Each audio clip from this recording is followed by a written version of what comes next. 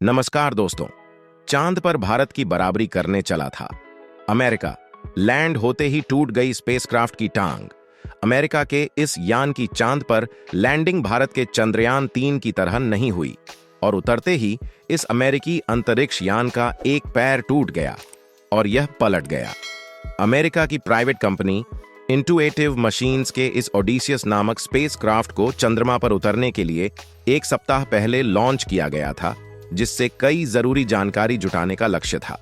America का एक अंतरिक्ष विमान चांद की सतह पर एक सप्ताह तक टहलने के बाद लंबी नींद सो गया है। अमेरिका की प्राइवेट कंपनी इंटुएटिव मशीन्स के इस ओडिसियस नामक स्पेसक्राफ्ट को चंद्रमा पर उतरने के लिए एक सप्ताह पहले लॉन्च किया गया था। चांद पर इस यान की लैंडिंग भारत के चंद्रयान 3 की तरह नहीं हुई और उतरते ही इस अमेरिकी अंतरिक्ष यान का एक पैर टूट गया और यह चंद्रमा के दक्षिणी ध्रुव पर पलट गया।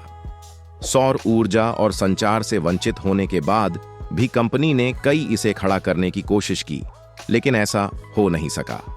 अंत में कंपनी ने ओडिसियस से एक आखिरी तस्वीर प्राप्त की और उसके कंप्यूटर और बिजली प्रणालियों को स्टैंड बाय पर रख दिया। कंपनी ने एक्स पर लिखा, शुभ रात्रि, ओडी अब लैंडर अगले 2 से 3 सप्ताह में जाग सकता है अगर यह काम करने लायक रहता है।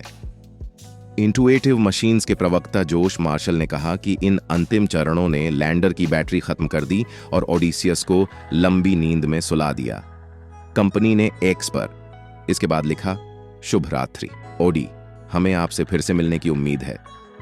बता दें कि चांद पर लैंड करने से पहले ली गई तस्वीर में चंद्रमा की उभरी हुई सतह पर लैंडर के निचले हिस्से को दिखाया गया है, जिसमें एक छोटी अर्धचंद्राकार पृथ्वी और पृष्ठभूमि में एक छोटा सूरज है।